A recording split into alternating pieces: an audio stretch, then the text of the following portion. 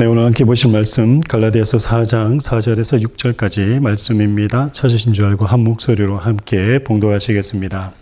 때가 참에 하나님이 그 아들을 보내사 여자에게서 나게 하시고 율법 아래에 나게 하신 것은 율법 아래에 있는 자들을 속량하시고 우리로 아들의 명분을 얻게 하려 하심이라. 너희가 아들이므로 하나님이 그 아들의 영을 우리 마음 가운데 보내사 아빠, 아버지라 부르게 하셨느니라. 아멘. 네, 오늘은 그리스도의 구원 네 번째 시간 아들들이 됨에 대해서 말씀을 함께 나누겠습니다. 지난주까지 해서 총 그리스도의 구원에 관련된 말씀 세 가지를 먼저 말씀을 드렸습니다. 첫 번째가 죄 용서에 대해서 말씀을 드렸고요. 그리고 지난주가 의의 정가에 대해서, 의의 정가가 무엇인가에 대해서 얘기했고요. 그 다음에 영생의 선사에 대해서 말씀을 드렸습니다. 오늘은 네 번째 내용입니다. 바로 아들들이 됨에 대해서 알아보도록 하겠습니다.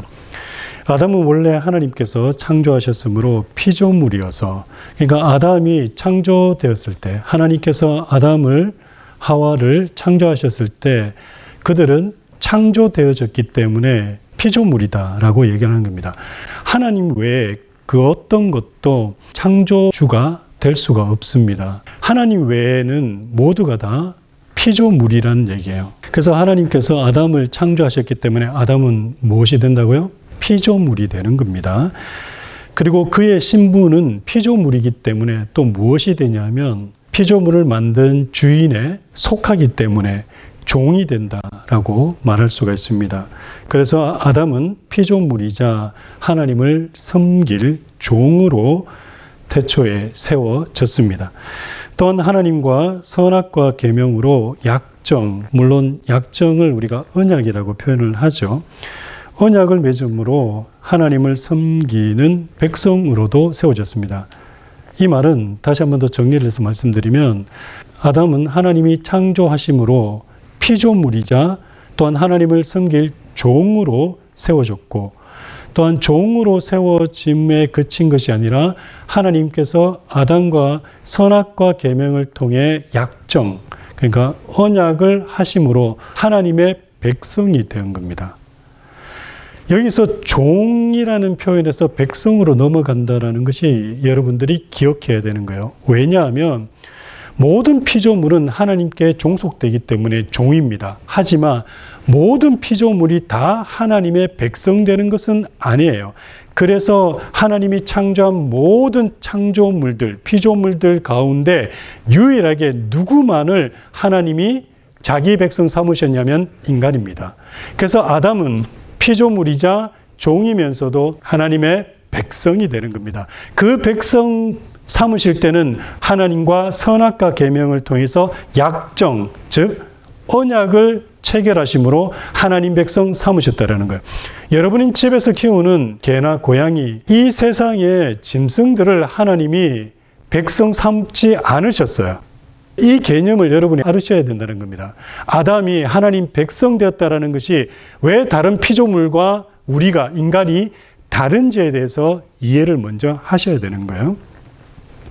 이러한 예를 성경 출애굽기에서도 볼 수 있습니다. 이스라엘을 통해서 알 수 있다라는 거예요. 여러분 출애굽기 19장 말씀 한번 찾겠습니다. 지금 뭘 말씀을 드리려고 하냐면 하나님께서 아담을 백성 삼으시기 위해서 아담과 언약 체결을 하셨다라는 그 예를 출애굽기에 이스라엘 백성들이 하나님과의 약정 맺음을 통해서 무엇이 이루어졌는지를 지금 보여드리기 위해서 말씀을 찾는 거예요. 출애굽기 19장 5절 6절 말씀인데요. 우리 함께 읽겠습니다. 시작. 세계가 다 내게 속하였나니 너희가 내 말을 잘 듣고 내 언약을 지키면 너희는 모든 민족 중에서 내 소유가 되겠고 너희가 내게 대하여 제사장 나라가 되며 거룩한 백성이 되리라. 너는 이 말을 이스라엘 자손에게 전할지니라. 아멘.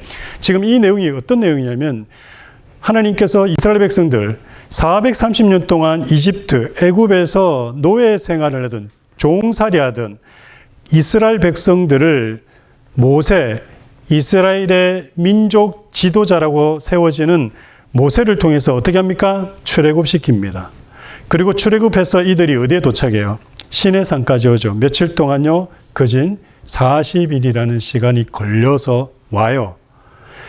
시내산에 와서 하나님께서 이스라엘 백성들을 이제 어떻게 하시냐면 하나님 백성 삼으시고자 하나님과 이스라엘 백성 간의 언약을 맺으세요. 그 내용이에요. 그 내용을 기록하면서 하나님께서 이스라엘 백성들에게 이야기하라라고 한 내용이 출애굽기 19장 5절 6절입니다. 제가 읽으면서 다시 한번 설명해 드릴게요.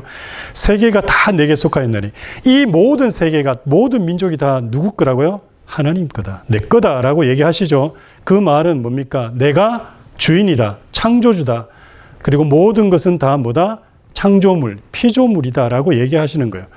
그런데 그들 가운데 이 세상의 모든 민족들 가운데 지금 뭐라고 얘기하시냐면 너희가 내 말을 잘 듣고 내 언약을 지키면 하나님 말씀의 계명에 순종하면 이 말이죠. 너희는 모든 민족 중에서 뭐가 되겠다고요? 내 소유가 되겠다. 모든 민족이 다 내 거이지만 그 중에서도 특별하게 너희는 어떻게 된다고요? 특별하게 내 소유가 된다. 그 이 내 소유가 무슨 말이냐면 6절입니다. 너희가 내게 대하여 뭐가 된다고요? 제사장 나라가 되며 대표성을 얘기하는 겁니다. 대표성을 중보자 의미를 하는 거예요. 그리고 뭐가 되겠다고요? 거룩한 백성이 되리라. 그래서 하나님께서 지금 이스라엘 백성들, 시내산에 와 있는 이스라엘 백성들, 약 200만이 넘는 그 이스라엘 백성들과 하나님께서 언약 체결하면서 무슨 언약을 체결하셨다라는 거예요, 지금. 하나님은 이스라엘 백성들의 하나님이 되고 이스라엘 백성들은 하나님의 백성이 되는 언약을 맺고 계시는 거예요. 모든 민족들이 다 있지만 다 원래는 하나님이 만들어낸 그런 민족들이지만 특별하게 이스라엘만큼은 뭘로 삼겠다? 내 백성 삼으시겠다라고 언약을 통해서 지금 이루시고 계시는 거라는 얘기예요. 마찬가지로 아담이 창조되어졌을 때에 그는 다른 피조물과 똑같은 피조물 중에 하나였지만 그가 하나님과의 선악과 계명을 통해서 다른 피조물보다 뛰어나게 된 것은 무엇 때문이다? 언약을 통해서 하나님께서 인간을 뭘로 삼으셨다? 자기 백성 삼으셨다라는 거예요. 그래서 인간이 다른 거예요. 인간이 뛰어난 거예요. 아담이 다른 존재라는 거예요. 그래서 출애굽한 이스라엘 백성들이 시내산에서 하나님과 언약을 맺음으로 그들도 하나님을 섬기는 종과 백성으로 세워졌기 때문에 다른 민족들과 달라진 것이 바로 여기에 있는 겁니다. 하지만 아담은 하나님과 맺은 언약을 의도적으로 깨트리고 계획적인 반역을 일으킴으로 반역자가 되었습니다. 이거는 워낙 제가 말씀을 많이 드렸기 때문에 다시 설명을 안 드려도 이해가 되시죠? 많은 사람들이 아담이 실수로 선악을 알게 나무의 실과를 따먹었다. 아니면 뱀의 그 유혹에 의해서 유혹자가 유혹했기 때문에 그 유혹자에 의해서 유혹되어서 죄를 지었다 생각하는데요. 아니에요. 아담은 계획적인 반역죄를 저지른 거라고요. 하나님과 똑같이 되어 있다라는 반역죄. 아담이 반역을 일으킴으로 반역자가 되어서 사망이 들어오게 됐고 그 후로 인간은 사망의 죽음의 종이 되었다라는 거죠. 그러니까 이것을 성경에서도 정확하게 얘기를 합니다. 한 군데 더 찾아보겠습니다. 호세아서 6장 7절인데요.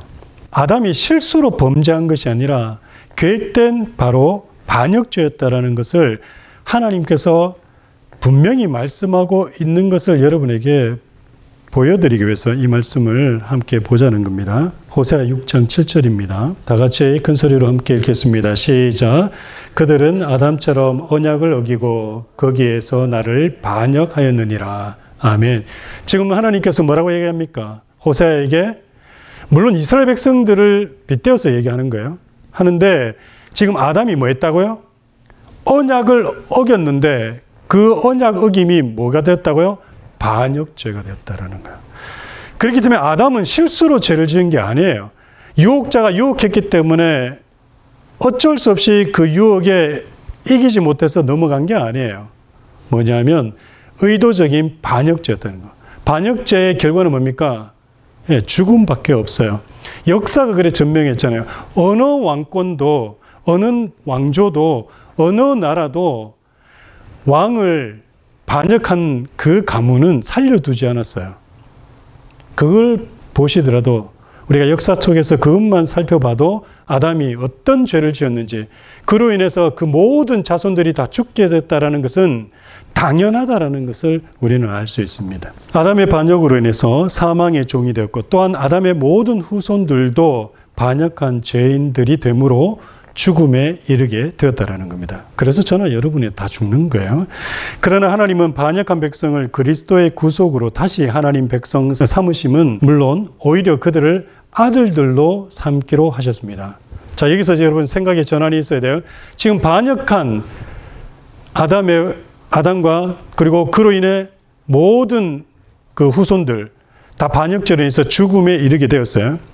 그런데 이 반역한 백성을 그리스도의 구속으로 다시 하나님이 어떻게 했다고요? 백성 삼으셨어요. 자, 여기까지는 지난주까지 말씀을 많이 드렸기 때문에 무슨 말인지 이해될 거예요. 그런데 백성 삼으신 것으로만 끝난 것이 아니라 오히려 그들을, 그 백성을 하나님의 아들들로 삼기로 작정하신 거예요. 자, 아담은 어디까지 하셨어요, 하나님이? 백성까지만 삼으셨어요. 그런데 그리스도의 구속, 그리스도의 속량이 있은 후 하나님 백성된 그들은 백성으로서만 끝난 것이 아니라 어디까지 더 나아갔다고요? 하나님의 자녀가 되는, 아들이 되는 단계까지 더 나아가게 된 겁니다. 이것은요, 우연히 일어난 것이 아니라 전적으로 그리스도의 구속이 있었기 때문에 가능한 거예요. 구속의 공로라고 얘기를 합니다.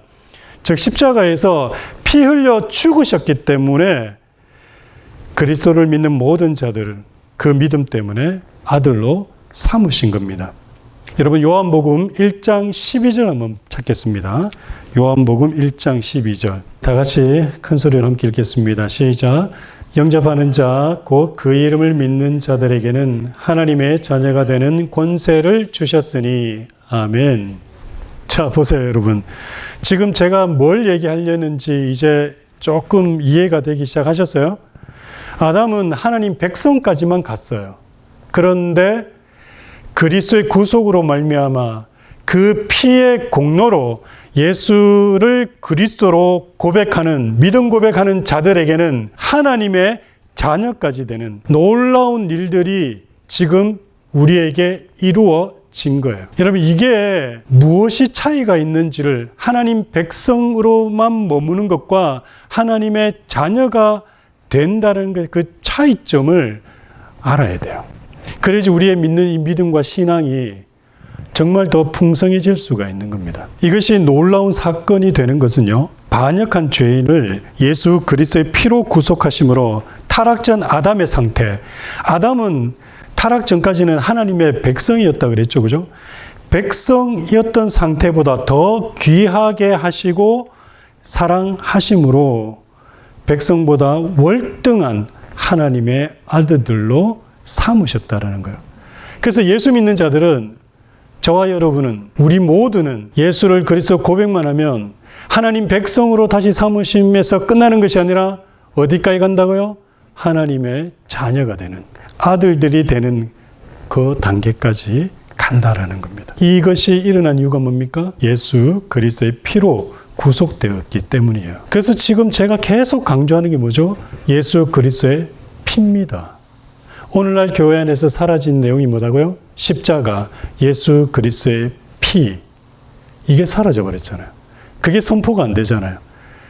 그게 선포되어져야지 성령의 역사와 조명하심을 통해서 우리가 구원에 이르게 되는 놀라운 기적의 역사가 일어나는데, 그게 없는데 예수님의 사랑만 이야기해서, 하나님의 사랑만 이야기해서, 교회 생활 열심히 하는 것만 얘기해서 어떻게 하나님의 자녀가 되는 권세가 우리에게 주어지느냐고요. 예수의 피공로가 없는데, 예수의 피공로가 무엇인지를 모르는데, 왜 그리스도가 십자가에서 죽으셔야만 했고 그가 피 흘리셔야 되는지를 모르는데 어떻게 하나님의 자녀가 된다라는 겁니까? 여기서 깊이 생각해 보아야 하는 것은 예수 그리스도의 피의 공효가 이렇게 크다라는 사실이에요. 지금까지 우리는요, 예수 그리스도의 피의 공로가 이렇게 크다라고 생각해 본 적이 없으셨을 거예요. 오랫동안 우리 이런 생각 안 해봤어요. 아, 그냥 예수님께서 나를 위해서 십자가에서 피 흘려 돌아가셨다. 그게 다예요. 그 이상으로 생각해 본 적도 없고, 그냥 나를 위해서 십자가에서 죽으셨네, 안 됐네, 죄송하네, 그리고 감정에 휩싸여서 눈물 흘리고 콧물 흘리고 기도하면서 엉엉댄 적은 있었을 겁니다. 하지만 예수 그리스도의 피가 이렇게 중요한 거였나? 정말 예수 그리스도의 그 피의 공로가 이 놀라운 일들을 이 땅에 우리에게 이루어 주셨는 건가? 라고 생각해 본 적이 없다라는 거예요. 그 생각이 없었으니까 교회 안에서 십자가와 예수 그리스도의 피의 그 공로에 대한 선포가 없는 거예요. 여러분, 예수 그리스도의 피가 그래서 중요한 겁니다. 그 피가 어떤 피입니까? 하나님의 피잖아요. 하나님의 피. 죄인들이 흘리는 피가 아니라 죄 없으신 하나님의 피예요. 하나님 피. 하나님이 인간이 되사 성육신 하심으로 그가 직접 사람이자 인간으로서 십자가에서 의로운 피를 흘리셨다고요. 그 피가 어떤 일을 이루었다고요? 죄인들을, 타락한 하나님의 백성들을 다시 하나님 백성 삼으셨을 뿐만 아니라 그 피가 더 나아가 그것을 백성으로만 머무는 것이 아니라 하나님 자녀가 되게끔, 그리고 하나님 자녀가 되면 어떤 일이 일어나는지 이제 제가 차차 말씀을 드릴게요. 이게 바로 믿음 생활이라는 거예요. 이걸 제대로 알고 신앙생활을 해야지 바른 믿음 생활하는 것이 교회에 나와서 뜨겁게 찬양하고 뜨겁게 기도하고 뭔가 화려한 찬양대와 교회 조명 아래에서 분위기 속에서 감정에 호소되어지는 설교와 말씀 나눔을 통해서 우리 마음이 약간 카타르시스를 느끼면 그게 신앙이냐고요. 제가 얘기했죠. 아니라고. 그래서 다 어디 간다고요? 지옥 간다고 얘기했잖아요. 제가 한 번 더 말씀을 드리겠습니다. 타락한 백성을 하나님 백성 다시 삼으심도 우리에게 너무 과분한 거예요. 그런데 그 타락한 죄인들을 하나님의 양 아들들로 삼으셨다는 것은 가히 말로 형용할 수 없는 영광스러움이다라는 겁니다. 하나님께서는 믿는 자들에게 이 영광스러움을 드러내기 위해서 아들의 영을 보내주신 겁니다. 여러분, 로마서 8장 말씀 한번 찾아보겠습니다. 로마서 8장 15절 16절 우리 함께 읽겠습니다. 시작. 너희는 다시 무서워하는 종의 영을 받지 아니하고 양자의 영을 받았으니 우리가 아바 아버지라고 부르짖느니라. 성령이 친히 우리의 영과 더불어 우리가 하나님의 자녀인 것을 증언하시나니. 아멘. 지금 뭐라고 얘기하고 있습니까? 우리가 종의 영을 이제 더 이상 받지 아니하였다. 그리고 무엇을 받았다? 양자의 영을 받았다라고 얘기합니다. 하나님께서 예수 그리스도의 피의 공로로 양자의 영을 우리에게 보내주셨다. 양자의 영이 뭡니까? 바로 성령입니다. 성령을 보내주심으로 우리가 하나님을 어떻게 부르게 되었다?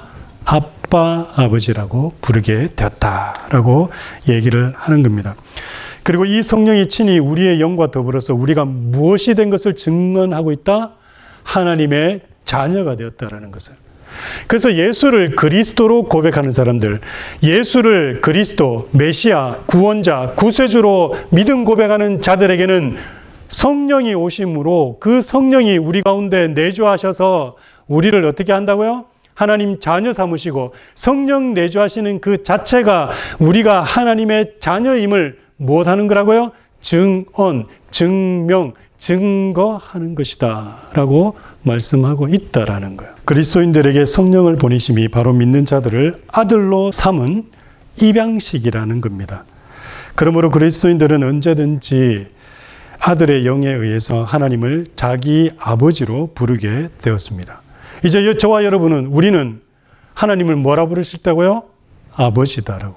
그래서 여러분들이 주기도문 할 때, 주기도문을 함께 고백할 때, 기도할 때 뭐라고 얘기합니까? 하늘에 계신 너희 아버지가 아니라 우리 아버지요. 하나님이 우리의 아버지십니다. 이 사실만 알아도 여러분 두려움이 있습니까? 염려가 돼요? 걱정이 돼요? 이 세상에 힘들고 어려운 일이 닥칠 때 헤쳐나가지 못할 일이 있나요? 없어요, 여러분. 힘들 수 있습니다. 어려울 수는 있어요. 그것 때문에 좌절을 느낄 수 있습니다. 그러나 우리는 넘어지지 않아요. 다시 일어납니다. 포기하지 않습니다. 다시 할 수 있습니다. 왜요? 온 우주 만물을 창조하신 분이 누구시기 때문에? 내 아버지시기 때문에. 전능하신 하나님이 누굽니까? 내 아버지시니까. 그래서 우리는 뭐 할 수 있는 거예요? 그분께 구할 수 있는 거지 않습니까? 그래서 마태복음에서 얘기하는 뭡니까? 구하라 그리하면 얻을 것이요. 두드리라 그리하면 어떻게 된다고요? 열릴 것이요. 구하는 이마다 어떻게 된다고요? 얻게 될 것이다. 여러분 기도하세요. 기도하시면 돼요. 온 우주 만물을 창조하시고 모든 것을 다 소유하신 분이, 그분이 이제는 우리의 뭐가 됐다고요? 아버지가 됐는데 그 아버지가 좋은 것을 우리에게 주시지 않겠습니까? 우리의 영적인 아버지는 어떤 분이십니까? 전능하실 뿐만 아니라 선하신 분이에요. 전능하신 분인데 악하면 어떤 일이 일어난다라고 제가 여러 번 얘기했죠. 전능한 신인데 악한 신이면 어떤 일이 있습니까? 우리가 걸음걸이 한 걸음 내딜 때마다 번개치잖아요. 조금만 잘못하면 번개치고, 조금만 하면 야단치고, 조금만 하면 뭐라고. 두려워서, 무서워서 살 수 있습니까? 그런데 우리 하나님 어떤 분이시라고요? 전능하신 뿐만 아니라 좋으신 분이시라고요. 전능하신 분인데 좋으시다면 그분이 우리에게 뭔가를 주실 때 악한 걸 주겠어요? 좋은 걸 주겠어요? 좋은 거 주시죠. 심지어 예수님께서 뭐라고 말씀하셨습니까? 너희가 악한 자일지라도 너희 아들에게는 좋은 것을 주는 것처럼 하물며 하늘에 계신 너희 아버지가 너희에게 무엇을 주지 않겠냐? 성령을 주시지 않겠느냐? 근데 왜 성령을 주신다 그럽니까? 성령이 우리에게 와 계시면 성령은 삼위일체 하나님이지 않습니까?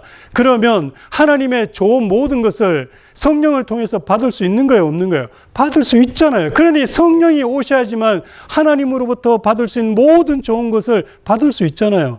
그래서 성령을 주시지 않겠느냐라고 말씀하셨지 않습니까? 여러분, 하나님이 우리 아빠 아버지가 되시는 거예요. 기도하세요. 기도하시면 돼요. 기도하지 않으면서, 구하지 않으면서 왜 내게 이런 일이 일어나나? 왜 내게 이렇게 되어지지 않나? 라고 낙심하거나 좌절할 필요가 없는 거예요. 아들이 되면 아버지의 상속자가 되는 거죠. 그죠? 본래 하나님의 예수 그리스도, 하나님의 아들로 천지를 창조하시고 그를 만물의 상속자로 삼으셨습니다. 창조 중보자가 모든 창조의 상속자가 되는 것입니다. 그래서 모든 만물은 다 그리스도의 것이고 그의 소유다라고 성경 에베소서에서 말씀하고 있죠. 근데 믿는 자들은요, 예수 그리스도의 피로 속량되어서 무엇이 되었다고요? 하나님의 아들들이 되었기 때문에 그리스도의 모든 상속에 동참하게 되는 겁니다. 즉 하나님의 상속자가 되었다라는 거예요. 누가요? 우리가. 그래서 이 온 우주 만물의 가장 좋은 것들을 우리 역시도 우리의 것으로 소유하게 되는 거예요. 근데 그 소유의 가장 정점에 있는 게 뭐라 그랬습니까? 영생이라고 그랬잖아요. 영원히 살면 영원히 우리가 이걸 누릴 수 있는 거예요. 영원히 못 살면 어떤 일이 있습니까? 영원히 못 누리잖아요. 그러니 영생을 얻는다라는 것이 우리에게 얼마나 큰 유익이고 영광스러움인지를 여러분은 알아야 돼요. 믿는 자들은 그리스도와 함께 상속자가 되었으므로 원래 죄인이었던 우리가 아들이 되고 또한 그리스도와 함께 상속자가 되었습니다. 아들은 또 종들의 섬김을 받는 자입니다. 만약 누군가가 양아들이 되면 그 양아들도 종들의 섬김을 받게 됩니다. 양아들이 된 이방인들이 하나님만을 섬기도록 창조된 천사들의 섬김을 받는다고 한 성경의 말씀이 바로 이런 뜻입니다. 히브리서 1장 14절 말씀 보겠습니다. 다 같이 함께 읽겠습니다. 모든 천사들은 섬기는 영으로서 구원받을 상속자들을 위하여 섬기라고 보내심이 아니냐. 아멘. 원래 천사들은 어떻게 한다고요? 섬기는 영인데 누구를 섬기겠다고요? 구원받을 상속자들을 섬기겠다 얘기합니다. 하나님의 자녀가 되면 어떤 일이 있다고요? 눈에 보이지 않지만 또 다른 하나님의 피조물인 영적 세계 천사들도 누굴 섬긴다고요? 우리를 섬기게 된다라고 말씀하고 있는 겁니다. 예수 그리스도만을 섬길 천사들이 그리스도를 섬긴 것처럼 피조물인 그리스도인들을 섬기게 되었다라는 말씀인 겁니다. 그래서 하나님은 그리스도의 피로 구속된 자들을 이런 영광에 이르게 하시는 거예요. 예수 믿어서 거듭나서 하나님의 자녀가 되면 권세가 주어진다는 얘기가 바로 이런 겁니다. 영원한 영생의 권세, 천사들이 우리를 섬기는 그런 권세, 그리고 이 온 우주 만물을 함께 그리스도와 함께 기업으로 상속받게 될 상속자의 권세를 누리게 된다는 거죠. 그리스도인들이 하늘의 모든 복에 이르고 하나님의 영광에 동참하게 되는 겁니다. 성육신하신 하나님의 피가 이런 공효를 이루신 겁니다. 무엇이 이런 영광을 우리에게 주게 되었다고요? 그리스도의 피가 우리에게 이런 공효를 적용되게 하셨다라는 거예요. 그래서 예수 그리스도의 피가 중요한 겁니다, 여러분. 예수의 피를 잊어버리면 안 돼요. 예수의 피를 우리가 반드시 기억해야 됩니다. 예수의 피가 우리의 모든 죄를, 그리고 과거에 지었던 죄, 지금 짓는 죄, 미래의 죄까지도 다 용서하십니다. 여러분들이 죄를 지을 때마다, 그리고 유혹이 올 때마다 무엇을 소환해야 된다고요?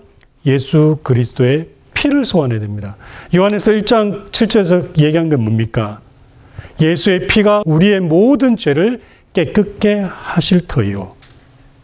예수의 피밖에 없다라는 거 꼭 기억하셔야 됩니다.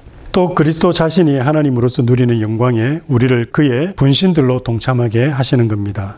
이것을 고린도후서 3장 18절에서 우리가 그의 영광의 몸과 같이 변화된다라고 말합니다. 예수 그리스도의 피가 우리도 어떻게 한다고요? 부활하신 예수 그리스도의 몸처럼 그러한 영광스러운 몸으로 변화되게 한다라고 말씀을 하는 거예요. 육의 몸이 있으면 무슨 몸도 있다고요? 영의 몸이 있다라고 말씀하고 있는 거예요. 우리가 나중에 영의 몸으로 호련히 변화될 겁니다. 그 영의 몸은 어떤 몸일지 우리는 알 수 없어요. 하지만 한 가지 확신적으로 말씀드릴 수 있는 것은 죽지 않는 몸으로 우리는 다시 변화될 거다, 부활될 거다라는 겁니다. 창조주 하나님을 뵙는 것으로도만 큰 영광인데 하나님의 영광을 내 영광으로 삼게 된다라는 사실이 얼마나 놀라운 일인지 꼭 기억하시기를 바랍니다. 하나님은 죄인인 우리를 아들로 삼으셨기 때문에 그분의 신실하심으로 구원받은 자들을 마지막 날 반드시 영화롭게 하실 겁니다. 여러분 힘들어도 어려워도 지금 삶이 우리가 생각하는 것만큼 그렇게 되어지지 않는다 할지라도 세상 사람들처럼 조급해하거나 염려되거나 걱정할 필요가 없습니다. 하나님은 우리의 모든 것들을 다 잘 되게 하실 겁니다. 그분은 전능하신 하나님이시고 좋으신 분이십니다. 그분이 그렇게 하시는 것은 우리가 더 이상 진노의 자녀들이 아니라 하나님의 아들과 딸, 자녀가 되었기 때문입니다. 이번 한 주간도 하나님의 자녀다운 삶을 살고 세상에 대해서 담대함을 가지고 승리하시는 한 주간이 되기를 축원합니다. 기도하겠습니다. 참 좋으신 아버지 하나님, 우리를 십자가의 피로 구원해 주심도 너무나도 감사한데 구원해 주실 뿐만 아니라 우리를 하나님의 자녀로 삼으심에 모든 영광과 존귀와 찬송을 돌립니다. 이번 한 주간도 사랑하는 교우들 세상 살아갈 때에 여러 가지 어려움들과 또 생각지도 않은 일들이 우리를 엄습하고 또 우리를 좌절케 하고 낭만케 할지라도 우리의 신분이 무엇인지 잊지 않고 하나님의 자녀로서 당당하게 살아내는 한 주간 될 수 있도록 주님 인도해 주옵소서. 모든 것 주님께 감사드리오며 예수님의 이름으로 기도드립니다. 아멘.